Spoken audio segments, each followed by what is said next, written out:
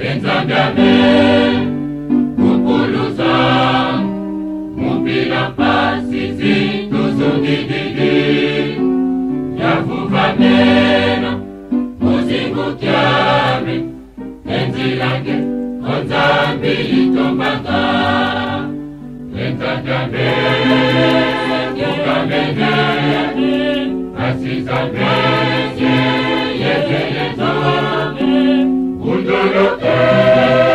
Ogademamo, Efumu Yasikiro, Mutwaku Yapelela. Bonjour, bonjour, bonjour, peuple de Dieu. Shalom, shalom, shalom. Ngawa Bino Lisusu, votre humble servante, la prêtresse Gaïa. Naïli Lisusu, Bossona Bino, consacré par maître Jean-Pierre Manzolo, dans l'ordre de Melchisedec. Voilà. Bana Kolo, n'a pas moulu, parce que vous pouvez tous mes abonnés, n'a pas moulu bino, Bana Kolo, en tout cas vraiment, na sepeli mingi, na Bana Nzamele Bobenga Ngai, pour le retour Ngai, Maman de l'Union, Toron, Souste, Prêtresse Gaïa, Mikolo Yo, et tout, on te voit plus et tout, donc Bana Nzambe, oh, to, Yaka Koloba, les arabes enseignements, Yan Nzambe. Donc, to Yaka Nango, on a raté. Toujours temps, il y a des prières, hein? Nazela Nzambe, Asimba Ngati Nangai, pour le Rosala, mais il y a un Tibana Kolo. Toujours un peu de temps, il y a des prières, parce qu'on m'a cambo toujours dit ça. Et ça, tellement d'enseignement, mon sacerdoce, mon makasi, toujours que ça va connaissance. Voilà, donc, bateau à mon lit, bateau c'est un noté, je m'en a, c'est un noté, donc, alors, biso, faut toujours attendre, maintenant, Nzambe, il y a toujours temps, il y a des prières. Petit Nzambe yemoko a pesa yonzela pour ya pour propager connaissance. Voilà. Donc c'est pour ça que moi tant on a zoaka ils a rapport à la prière pour que ma bonne vraiment na ya makasi pour Nzambe pesa nzela. Donc le long Nzambe pesa nzela ya ngo moni ngai lelo na yeba na kolone bozo benga ngai donc o to beta les ala raté ba masolo non ezali ba kamanzambe Nzambe bayaka nango te mbangu non parce que so bolie de l'eau à moto aussi que le lait monique goût et nous allons suffire. Donc il faut qu'on temps de quoi d'abord arrive déjà makabo ba contact hein mama ba yeba connaissance o yeba kodia ba connaissance yeba relique mama bele na bokaki ya on a tika ka moi temps pour digérer ba na polo. C'est vrai que makamo zo loba ils ont ma connaissance moko boye o ils ont caché o yeba ni vraiment moni quand je fungola ngo sikoyo ba na Nzambe pour tikela ba na Nzambe moi temps que la temps de digérer tout ça, de comprendre, voilà, pour boire ba vidéo mingi ti. Donc c'est pour ça que le quoi ça m'a Nzambe il faut que nous malembe je rappelle ta ba prière vraiment qui est moko aujourd'hui na prêtresse c'était donc le long Nzambe a pesi nzela mais sous na toujours ma mystique il y a ba connaissance oyo batu baye baratena o batu baye barame ba negishaka donc ça dit non au fungola makambo yango lelo que je suis là bana kolo. En tout cas merci beaucoup de m'appeler voilà. Donc lelo bana kolo na eli bino lelo makambo minene lisusu na mesana toujours comme na bino makambo mystique ya bon Nzambe ya connaissance na eli bino lisusu lelo yo reçoit na bino signification ya ba toile d'araignée bana kolo. C'est vrai que Bana Nzambe belé qui paroté ba toile d'araignée araignée qui paraté Bana Kolo mais lelo yo na ko fungola bino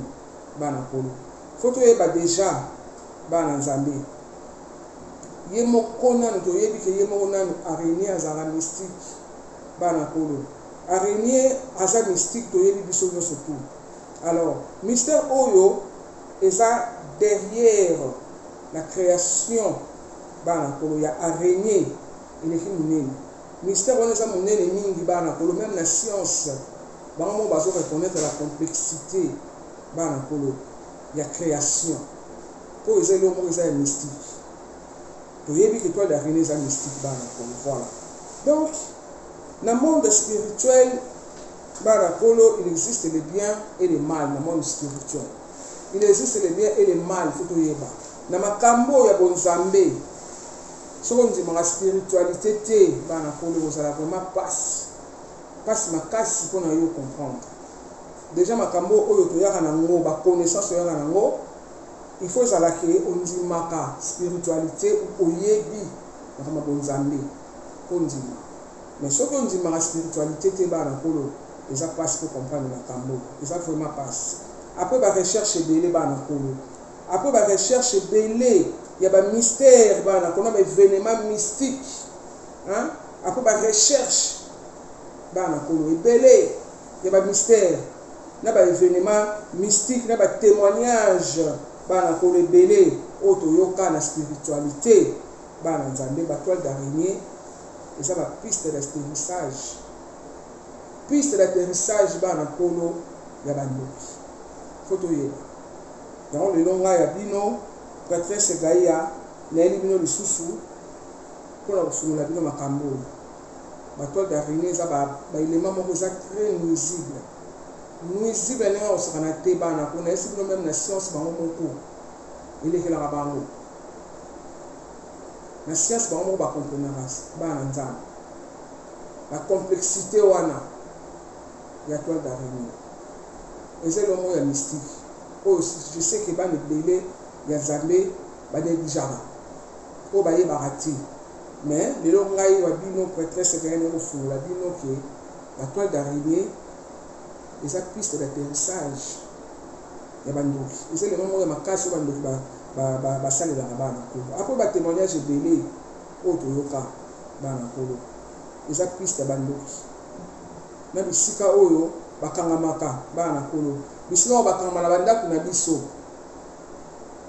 eza bakamera na bango ya mystique oyo batiaka mpona kospione bana nzambe eza bakamera ya mystique ya bandoki batiaka na bandako na biso mpona kospione biso bana kolo et puis ntango tozalaka na basensation bana kolo ke oza touché na toile d'araignée po toujours batémoignage ebele même nga moko nde nazali awa avant nakoma na baconnaissance oyo batoile d'araignée ntango soki obima na ntongo na 7 heures soki mosala 8 heures 9 heures osentir mpena ke toile d'araignée kangi yo nelogi ntango mosusu na suki nelogi na yo osentir toile d'araignée kangi yo bana kolo me omoni yango te osentir kaka olongoli yango yo wana okontinue na yo bana kolo vraiment ekangi yo omoni te osentir mais le quoi yo yebi te osali nini olongoli kaka okei na yo parce que tu sais pas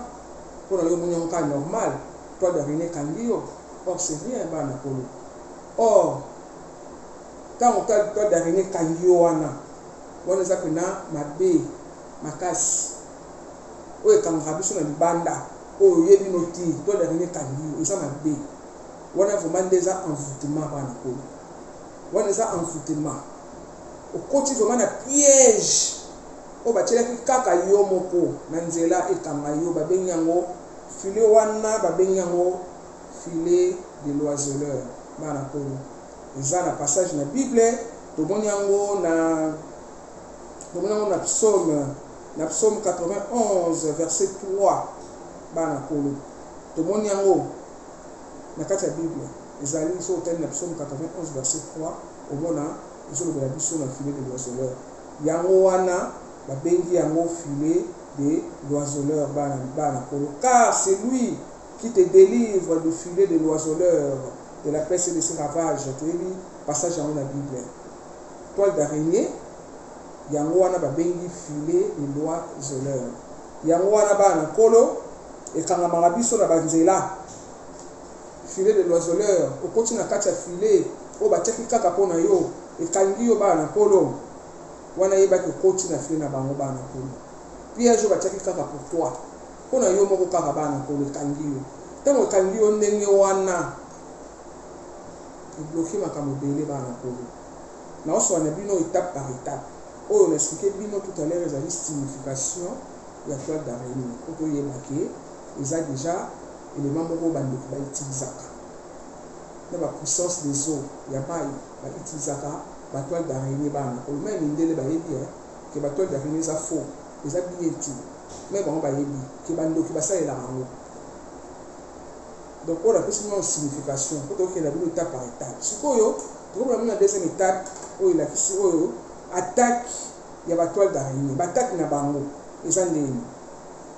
ont fait partie, il y a moyen na bango, il y a bandoki, il y a la puissance des zones ici non, ça les rango, ba utilisera toile d'araignée. Ils ont le moyen on a bango ça les rango il y a toile d'araignée. Il y a détruire le sika. Tant que ça n'a pas de biso, il faut que nous ayons biso. Les toiles d'araignée attaquent les mains, c'est pour détruire. Leurs attaques, c'est pour détruire les bancs. Tant que Kandi déjà dans Nzela, oh yo moni venu la tout à l'heure, au continue à filer des loiseleurs ba benga ngo, ba bloquer makambo ebele ya vie na yo. Wana zali piège ba tieli yo kaka personnel, juste pour toi. Mais on ça suko na banda. O to mona na ba kwa ba mire banda ku na biso. Au monde, toile d'araignée va dire dans le wana. Mais il y a une connaissance. Tant que le monde est communautaire, on nous dit ah bon, tant ça va ménage à fond, et il y a un toile d'araignée, tant que le monde est monté. Mais pour les bancs le dos, ils ont pris ça là l'atterrissage. Il y a des bandes,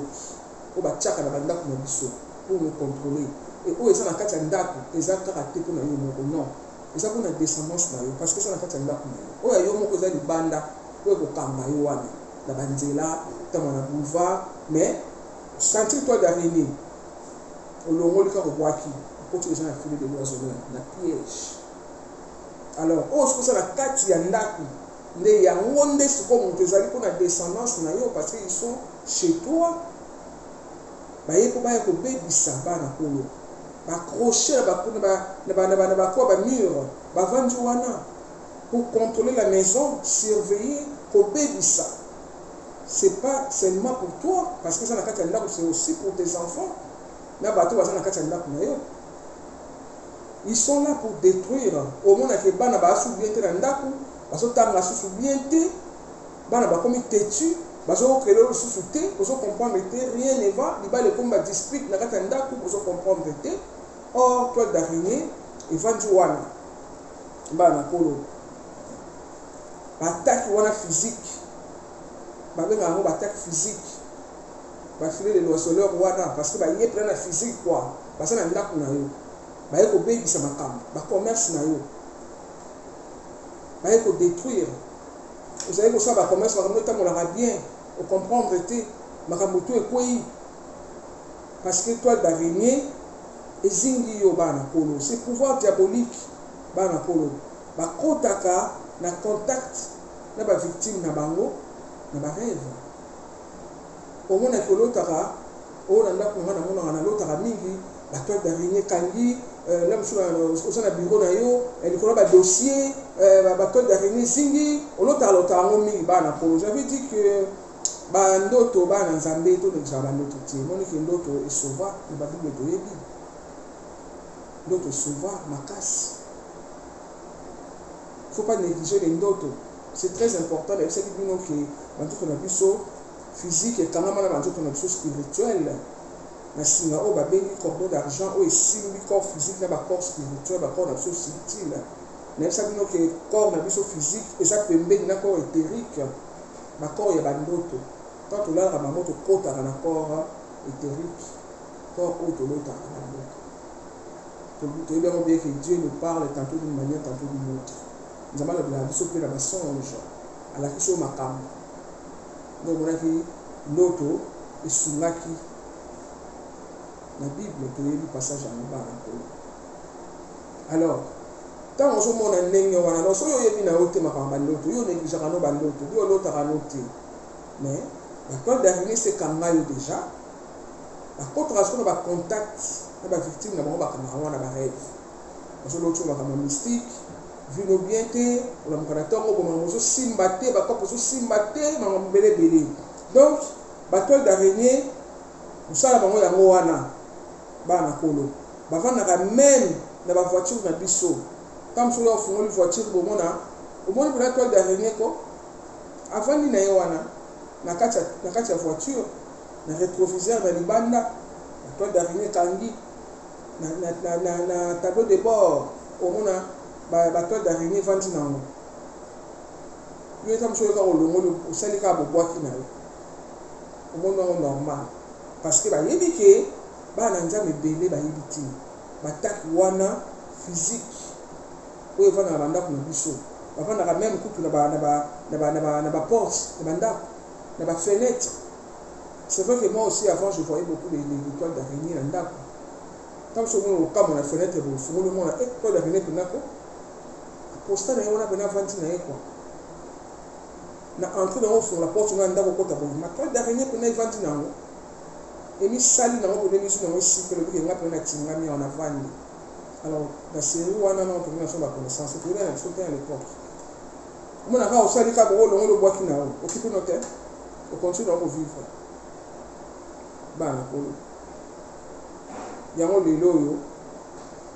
ngana ye votre prêtresse Gaïa na expliquer bino makambo bana polo na kati banda ko biso pona ko bebisa pona ko détruire bana polo yango no moni ke lelo ngana ye pona ko sabino bato de rien ndako faut ça attention ça va blocage ba freinage ils sont là. Na nenga physique wa msu c'est vrai ba ko attaquer bona butu te moi so ko capter na butu mais le ko ba bi ke ba sa ila ba toile d'araignée ba sa ila ngona ba loki ba puissance des eaux ya mai ya mabe ba sa ila ba toile d'araignée on a encore na contact na ba victime na bango na physique quoi ndi na expliquer bien donc voilà au moment là tant que ba document est très important ba rendez-vous na yo ba démarche na ya voyage et so simbaté ba toile d'araignée si ba zinga yo déjà baso prier la opposition na bandoto mais yo so e bana oti l'autre on ba toile d'araignée ah na ba toile d'araignée ko ba dossier na ngai na comprendre de tel quoi la maman ba toile d'araignée quand même belé on a boy c'est vrai faut pas négliger bana polo faut pas négliger au moins on a rendez-vous na yo il y a très important comme sur la musala mozo solango au moins tu as sur présence à toile d'araignée. Ils sont là pour contrôler baso yoka. Ils ont mis sur la bande. Ils sont là. Ba bloquer makambo na yo. OK, vos démarches est simité. Et simité. Pona bango bazawana pona ko bebisa cour ya vie na yo. Ko bebisa destiné na yo ba na kolo. Ozo musala ya bien te. Ba bebisa bana ko bit na bango ba ko empêcher vie na yo et que ne liboso ba ko empêcher vie que ne liboso bana ko ils sont là pour na ko bloquer yo ba voyage na yo so simbaté makamna musala so simbaté bana ko oh toi derrière c'est kana ki yo déjà parce que bango to ba kota na vie ya mutu toi derrière ta kangi yo na filet de l'oiseleur on dit sabino et ya pour na blague ti et va nous rappeler la vie à mon pour détruire parce que but n'a pas pour pas détruire par où il y a peut-être pour un sermon non je sais que bah pour le bébé va éviter que toi d'araignée ils ont ma vie maman mon beau et sœur n'a plus mon babé dans la ils ont une coupe de bus sur le but que maman prêtresse nous comprend le thé alors on a toile d'araignée chaque fois on a mais tous les jours on a toile d'araignée ils ont on a compris raté ata na longo toile d'araignée et bimara ezonga kaka na comprendre raté est-ce que ça ndengeni c'est normal ou c'est pas normal to ba ke ya la ba poussière et tout mais ngana comme on a c'est comme moi système parce que na zo remarquer au programme tout remarquer au trop et ça normal te toile d'araignée faut dans que ça bien été alors comment je peux faire pour na longo lango ezonga susciter il faut ba prière parce que ça piste na ba atterrissage ba ndoti. Ils ont l'air piste va utiliser un mot. La puissance diabolique wana. Bah, donc on va approcher de bino. Il y a des balles. Toile d'araignée, vous remarquez toile d'araignée, tant que vous sur le collègue de la bino, mais place pour ça, pour sur la bino, toile d'araignée ça wana. Parce que ça n'a pas de côté de ça. C'est pas pour rien. Mais ça n'a pas de détruire. On a plein de balles là pour ça va approcher de bino, mais ils ont simba souffité. Comme qu'on soit na soana, on va se bien te. Mamosa susu ki to côté bozo kana susu te tam so ba bloquer ba mbongo ba na kolo ba tu susu ba lota ba toile d'araignée tout le temps na ba bureau akola la ba lota toile d'araignée na ndako na bango aso comprendre te baso benga naso comprendre te prêtresse aso ta trop batol d'araignée yango ni lelo tellement makambo lo ba mitro na bondi la nzambe nzambe apesi nzela na kofungola bino makambo nazoki temps bana kolo na baprière parce que avant ça a toujours likambo na ndenge ya bonzambe il faut toujours prier. C'est vrai que nous avons beaucoup des attaques de makambo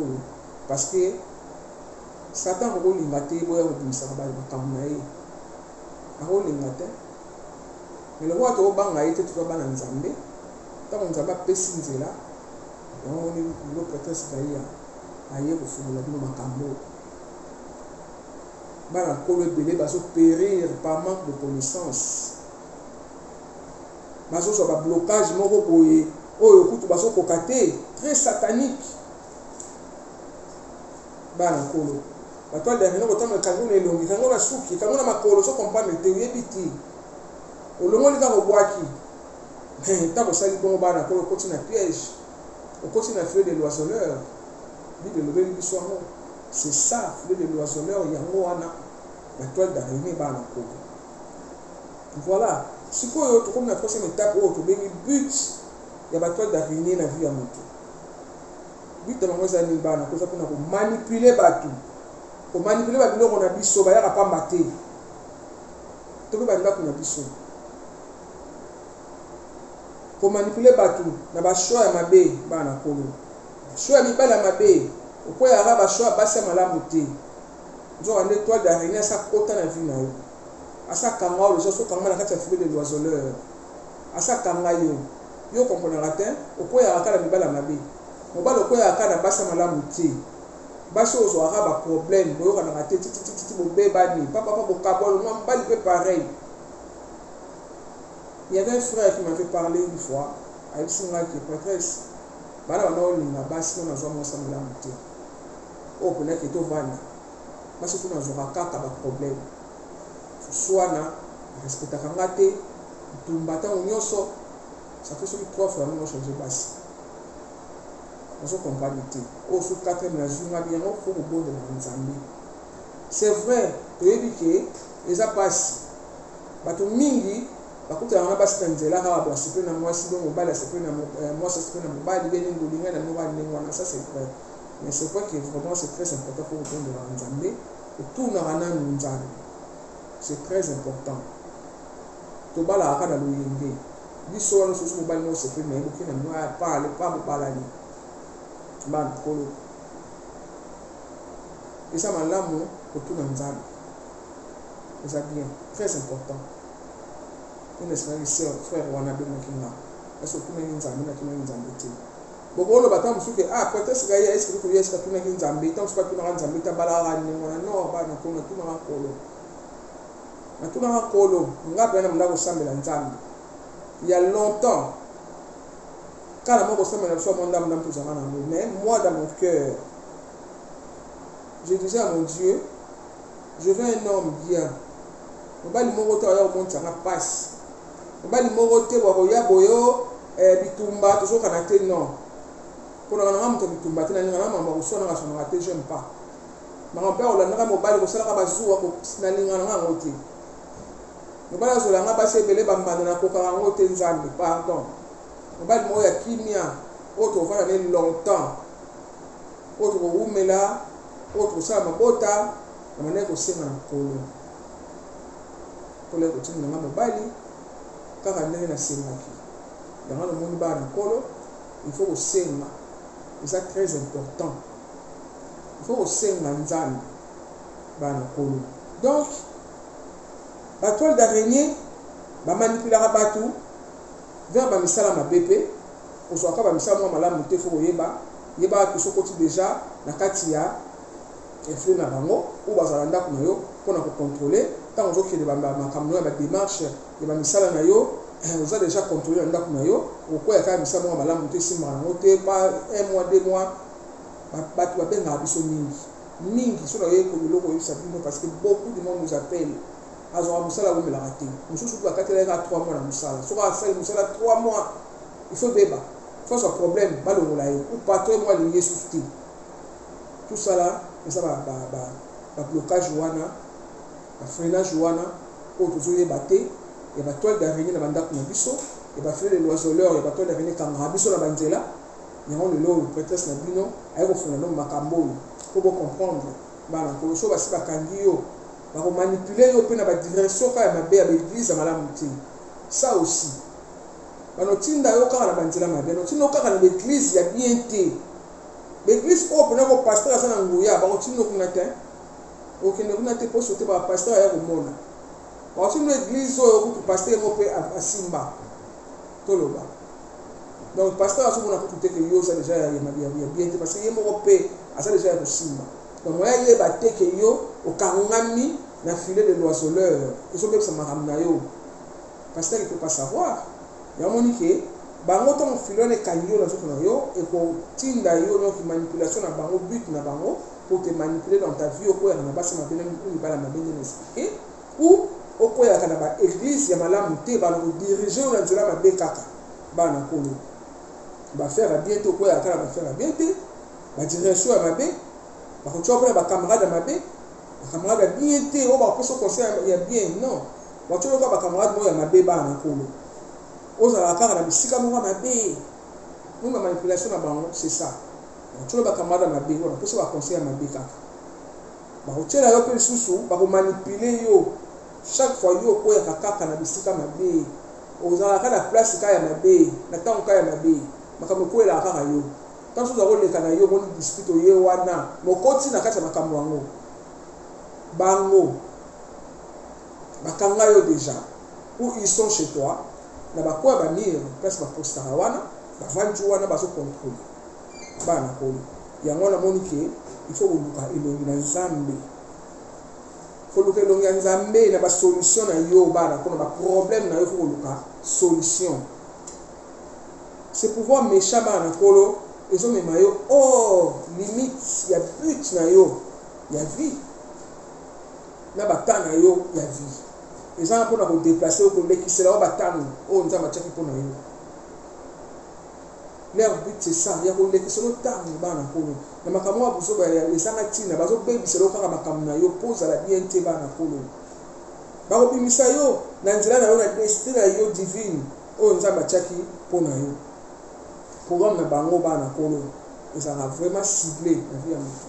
bakocible yo mpena bien mpo ntango basible yo ntango ofele loiseleur elati yo na libanda kangi yo mpena bana kolo bakovanda na vie na yo soki ekangi yo ekovanda l'existence na yo bana kolo parce que il faut travailler kobebisa destination na yo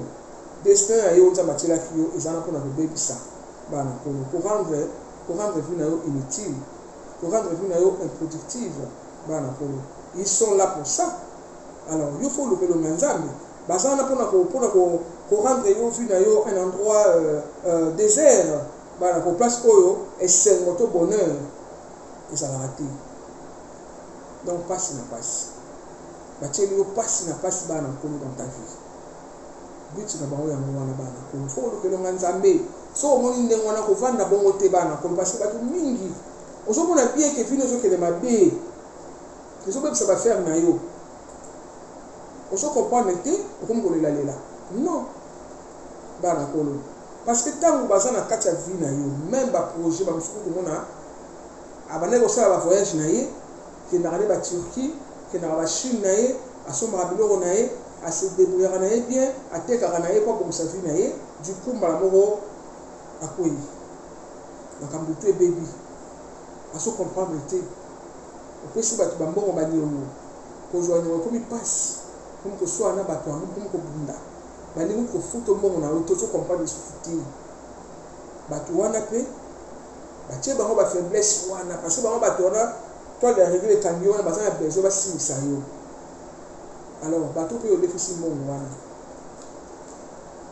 bapesi yo mbongo te ntango bapesi yo mbongo te basali makosi yo bapebisi commerce na yo bana kolo bamariage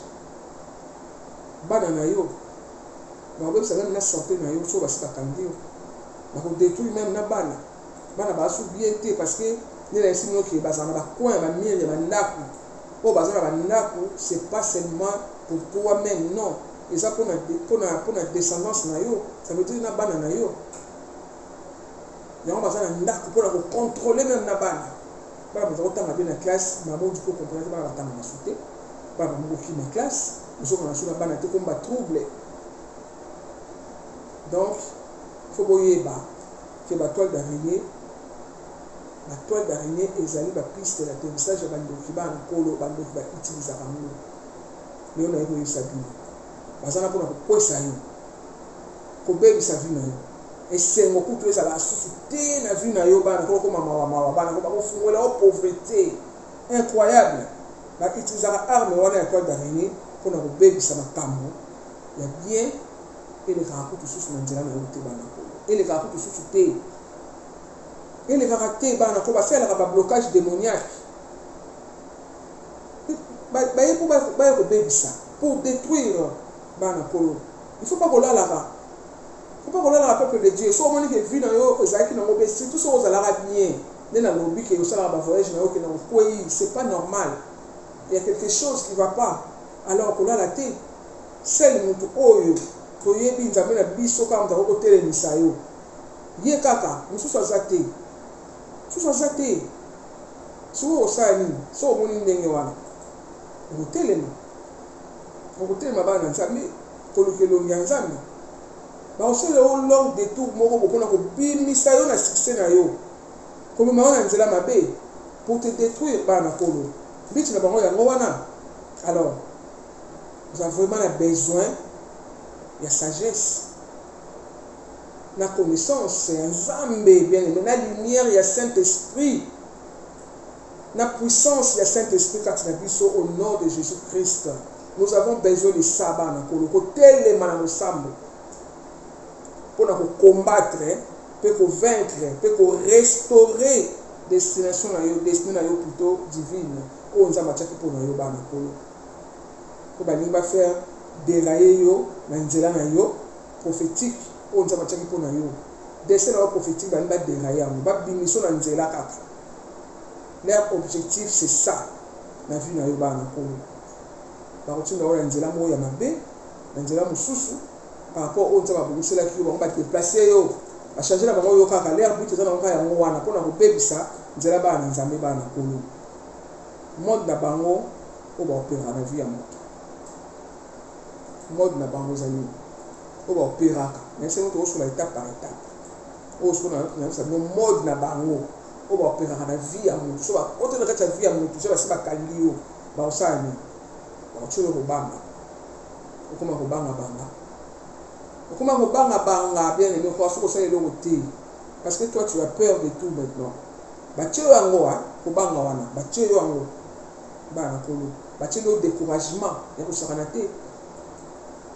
ba ni quand on ça moi voyage ko ba luka dela poto ne to yeni nge zalaka ba yo luka yo me yo te a te bo kino buka on imagine na mo charger na o ate bo kino ga ba ko papier zo la yo te njo alo zo bateki basi ba kote liyo bana kolo bateli yo ko banga wana ko sala eloko te retard satanique la vie comment la retard mo bo comprendre on ko te bateli yo retard satanique bana kolo ba otelo ba batama be nga pembeni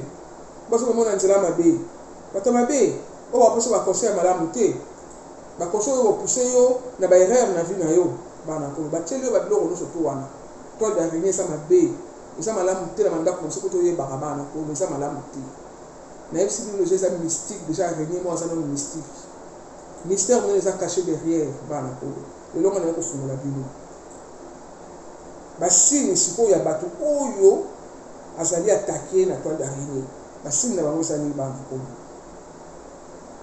surtout régression hein pour mon abna qui nous a bien au tout colo ça ça m'a quand même bien pas akiti asili akui bachede suka na pauvreté comment au kamo mais ça on ça va bien et lui les garçons ça ni pièce aussi mambo na ene mambo ga garçon wa ko to comprendre ata comment on le balé na nzela vie baba nini c'est ça bana ko bachede échec na vie comment bachede le mot simba sauter échec comment trop na vie ça la propre possibilité aux gens possibilité aux moi possibilité comme quand la chèque la vie na yo le chèque la chèque sur le chèque sur la nana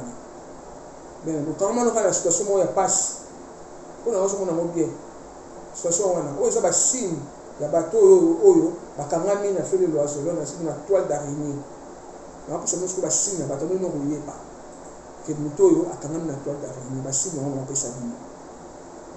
comme la vie moi ya passe la situation où ya passe o quand même no ka wana on a yo so na bien mais on se souffrir on va nous on a so ko lukate on se ko so lo moto so mate oye bo ka nzambe tu arrives plus et puis ba ko chelo haine na moto ko ba motema mabe bato mingo bazalaka bien na vie ba koya ba koma grand mitema mabe ba koma na suka na haine ko ni ngala zalaka bien ono mo ate muninga abongi ono mo ate muninga so makamba bien parce que so peso kanda o comme na haine ba choko cha haine wana parce que so na haine wana nzama o ya te bien na o ya te o ko mutema ko kabaka ko tutie mama ka bolinga ko ka muti nga so kabate ko aider batu olinga ngo susté mais c'est fait exprès tout ça batie yango parce que ko kaba o to bengi charité on a nzamba pambola na nini apambola na makasi alors Satan ayebi mapambo neza na kata charité wana ayebi pourtant yo kabeli muto azolela o azana passe yo kabeli ye éviter de mission aujourd'hui nous avons créé sur charité il va dans ce kabate il y a juste ça dit notamment on peut les laisser cambier comme na comme un grand moteur ma belle na kabate parce que Satan yebi que ce ko kabi et ko fungolo banzela ko fungolo makambo belé bana ko et fungola makambo belé ko kabawa on mindele ba comprendre ba mbele ba ko parce que ça va socio belé ba organisme belé ya ko aider batu so qui vient bandia mindele ba na lo ba clochard la la banda comme on a dans la centre ça on gloire bien ça va charité ça on va bilamba ya mon mboka na bango ça toujours bien to bi ke inde ba sambela raté no bango so côté inde muso ba za ba sambela makasi bali mais c'est vrai que belé ba sambela raté mais inde ba sala la charité trop ba aidera trop ko posa ba bilamba posa ba biloko ya boye bato bazona ba clandestin bazona ba masuwa so nini ni minde bazoka bango on peut les ba charité ba peut le gloire bien baso pambola mata ba osala baso pambola parce que nzambe alingi yango yo siko bateni yo pona nini ozalaka bien comme ko souffrir comme muteba mabe ana muteba bien zo bloquer yo lisusu makambo na ninga bien bana kolo bango kuna siko ba basale ko baso sepela ko comme muteba mabe. Et ils sont contents, hein? Parce que c'est l'amour exprès. Alors, il y a le coup, il y a bien à côté. On a la connaissance. Comment tu peux te réveiller? Tu ne peux pas. Or, en nous, nous avons Dieu en nous. Souffle dans le bas, on a répété à nous, vous allez Zambé, ou à Zakatinanga, Nzamba Zakatinanga. D'où tout ça, car les locaux, mon copo, et Nzamba, ou est la Moussarabi, souvent, une pression, mon copo, et Nzambé, Zarabi, sur le copo, la Moussa. Il faut aussi dans Nzambé. En matière de pression, parce que c'est le sens au Benga. Il faut que le comme ça, vous voyez la yoboye, au moins en normalité, il faut le que le Nzambé. Il faut aussi de la bas. Donc, il y a blocage là-bas, on va tirer la rabat. Il y a un mot. On a beaucoup aider sous fouté. Pour qu'on soit sur le côté de la vie, tellement qu'on peut aider, on va pouvoir venir. Comment on veut que nous avons un bon comme la retard à l'ibala, nous sommes comme la porte à l'icambo. Et basé belé, comme on a maman de l'obi qui la comprend dans la tête, prêtresse. Nous avons aussi un sala pena qui partout pena pelinga qui yaka lobby, n'a pas dossier na yo. Maintenant on comme matra kuna on a que patongo moto a sorti yo bali c'est ça que lobby alors moi musala on les dit au camé mingi likambo na porte ya likambo yo baby vous savez quoi voyage prêtresse to pesi ba mbongo mais bato na zakina ba voyager ngana ya bobi ba kimanga prêtresse na comprendre te peut-être na pesa ba mbongo na mais na voyager te car na porte ya likambo ngaka likanga ba problème baza epelé o ba benga na même problème Vous allez déjà la carte à faire le loiseau, on est baraté. Bakangayo, toi tu ne sais pas. Barakolo. Ba pouvoir oyo, ba retirer la déception moro bo comprendre ngote. Au comme ba région la vie, ba pas voir ça ka okaka, OK les bois non les cas là bi ayi pas les misibiso ba ni tellement pas c'est l'écrio, ba pas mo ki mal.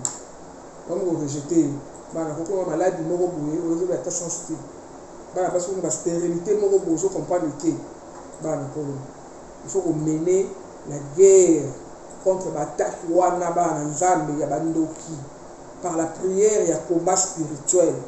Pour briser l'alliance, la malédiction, pour soutenir la toile d'araignée. Bien aimé, il faut briser l'alliance. La malédiction wana bana ko faut que melango mingi pour mona ba toile d'araignée za banda mona peut soit araignée na sima abisi ba yeux so tala bino na kasa na so contrôler mais yo yebi na auto mono bengani ka araignée bima bengani na ba beno bois qui tu sais pas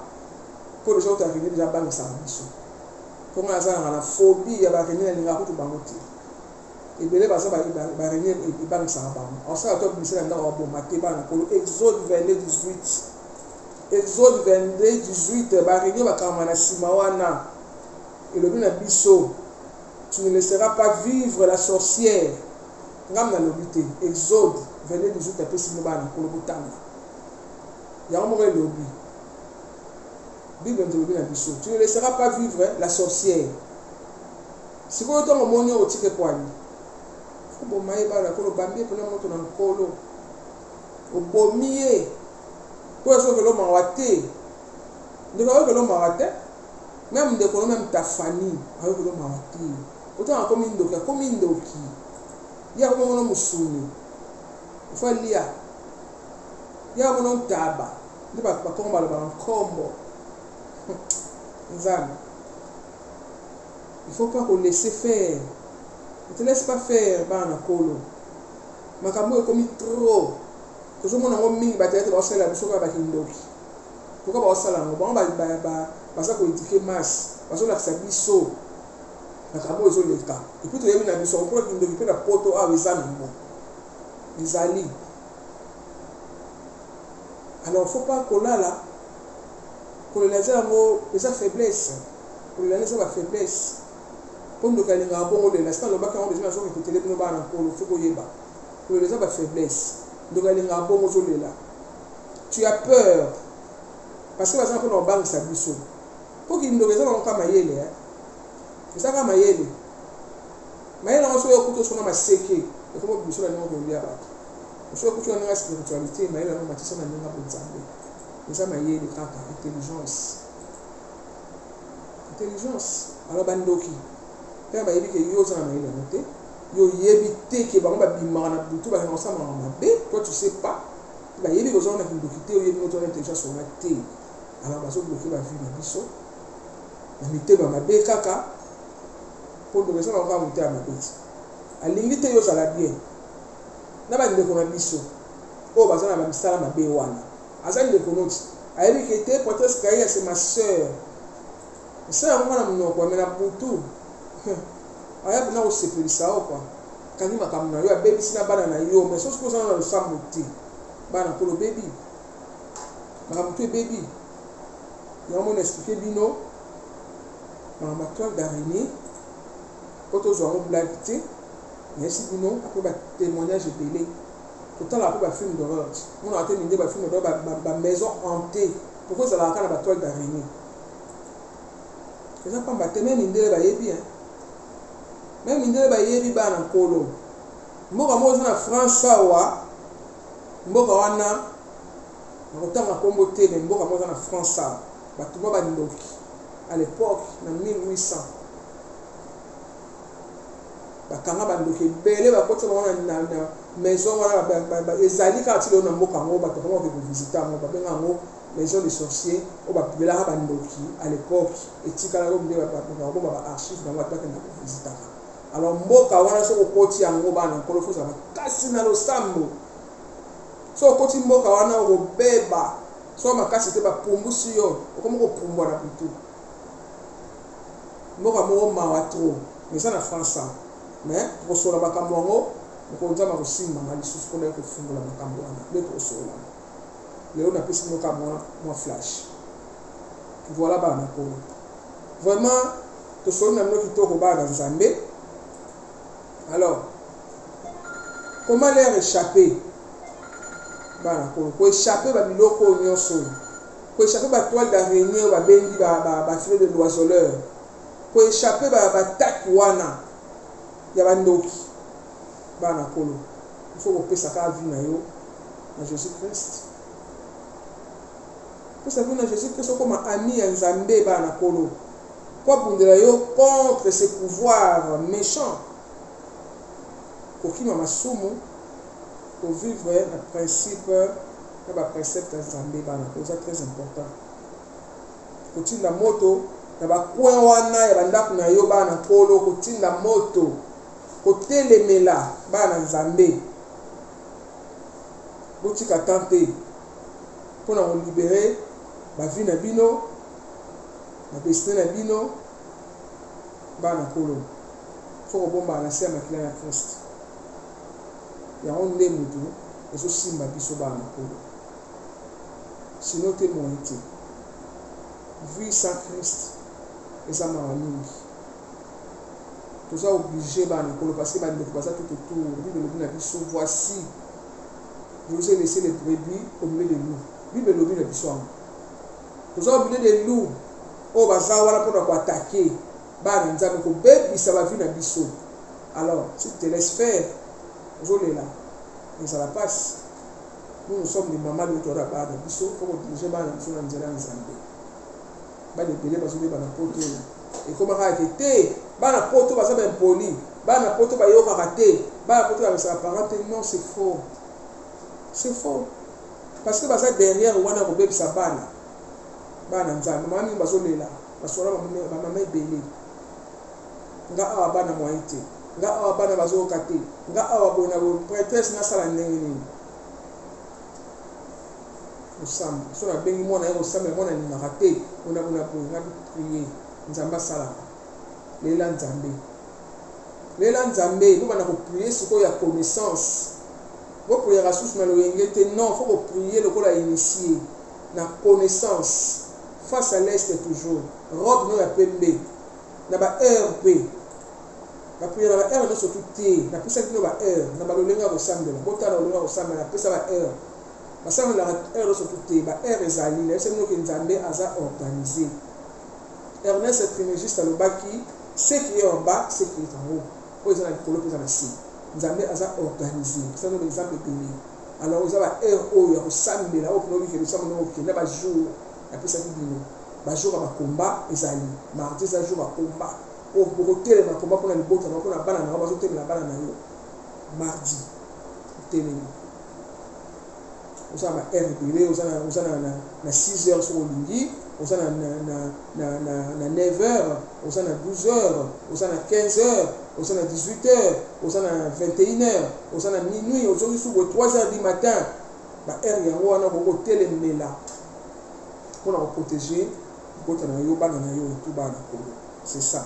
Donc voilà bana nkolo vraiment tolobeli makambo ya batoile d'araignée bana nkolo totelema vraiment mpona losambo eza très très très important. Voilà mpona prière toyebi ndeni tosalaka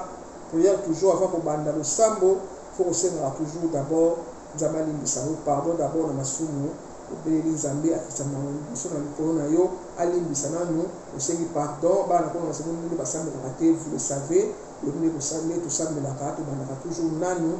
na kosenga kolimbisi na nzambe mpo avant nanu ya liboso bana kosenga makambo mpa nkolo fo d'abord kosenga pardon na nzambe na masumu na yo nzambe limbisa ngai nali moto ya mokili nzambe ya solo poso oyo eza nango faible mais esprit na ngai eza disposé mon Dieu pardonne-moi na masumu j'implore ton pardon j'implore ta pitié obeleli nzambe atia loboko na bakitisa mawa na ye likolo na yo bana nkolo bandi kosenga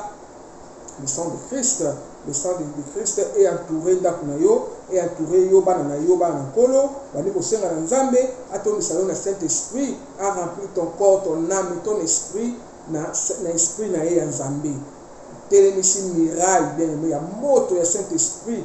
tout autour ya ndako na yo wana soki ozobanda koprie osika makambo na yebisi yo otelemisi miraille ya saint esprit mpe protégé na ndako na yo bana nkolo osali balouange adoration à genoux ofukami face à l'est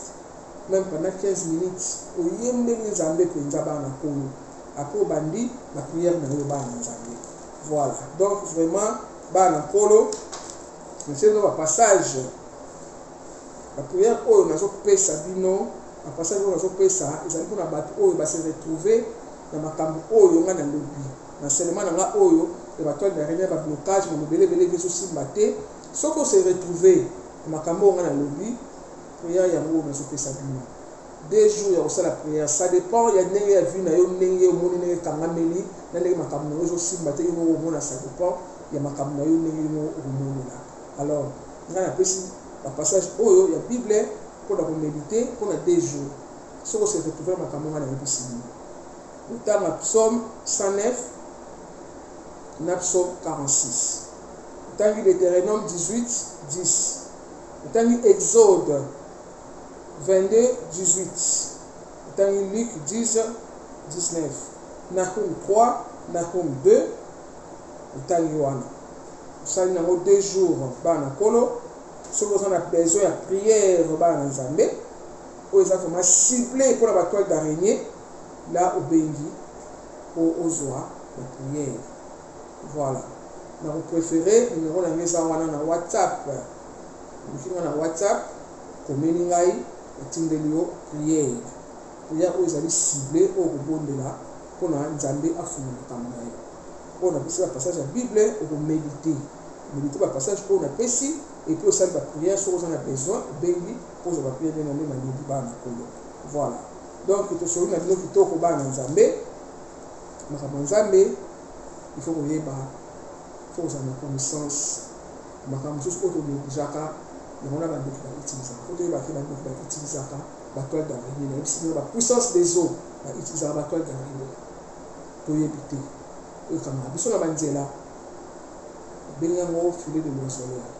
toyebi yango eza na passage na Somme 91 verset 3 ozoparle biso na filet de moissonneur yango wana toile d'araignée bana nkolo. Voilà, en tout cas nasepeli mingi vraiment nde tosoli na bino nzambe apesaki makasi lelo mpona nakutana na bino bana nkolo mpona fungola bino susu makambo oyo. Merci na bato obengaka nga ntango nyonso oyo tosolaka na bino, merci beaucoup. Mikolo mama dolaza oyambaka telefone te parce que nazalaki na mabondeli makasi bana nkolo yango falaki nazwa mwa temps nde nazalaki korépondre te mais là okomelanga so na répondre te okomi. Voilà, na répondre bino kaka c'est ça bana nkolo. En tout cas vraiment na pamboli mingi napesi merci mingi vraiment na mon mentor napesi yo mbote mingi maître Jean-Pierre Manzolo bapamboli na oyo yango nzambe apambola yo avec ta famille. Merci na baenseignement na yo ozopesa biso, merci beaucoup papa. Na pamboli vraiment bénédiction makasi na mon manager le prophète Ambriel docteur Zimzong, merci beaucoup papa. Nzambe apambola yo. Na pamboli cameraman na ngai soit béni. Na pamboli toute ma famille, na pamboli bato surtout un déchirement de mystère na mama tobengaka na bino nzambe apambola bino. En tout cas mbote mingi na pasteur pasteur Miché mbote na yo yango oyo pasteur Miché Kamanto papa na Shakira nzambe apambola yo. Pasteur Miché aza na Angola okei mpona makambo ya nzambe toujours otikaka otelemaka toujours mpona makambo ya nzambe baministre ya nkolo okei mpona makambo ya nzambe nzambe apambola kuna ndenge ozali pasteur Miché na Angola. Voilà, mbote bino na pasteur non surtout obengaka ngai otosoka na bino na bakine na bangola de partout ici aussi en Europe na pamboli bino surtout. Voilà, napesi mbote mingi na mama madame Nzingambote ma grande sœur na Canada nzambe apambola yo. Mama Fabi mbote mingi na mamu na biso mamu Vevette Kina mamu Mulumba papa na biso JC Mulumba mbote na yo mingi nzambe apambola bino. Donc voilà, merci beaucoup bana nzambe. Merci na mon frère toujours mon jumeau na Sénégal, que Dieu te bénisse, André Doli. Napesi mbote mingi na mon frère Justin Doli, notre Benjamin toujours mbote na yo yango bapamboli na yo nzambe apambola yo. Merci na baconseil, merci beaucoup à mon frère Tigo Tigana Doli, nzambe apambola yo, nzambe azwa lokumu na sepeli mingi nakutana na bino lisusu, nzambe akobongisa lisusu nde tokutana na bino. Voilà. Au revoir.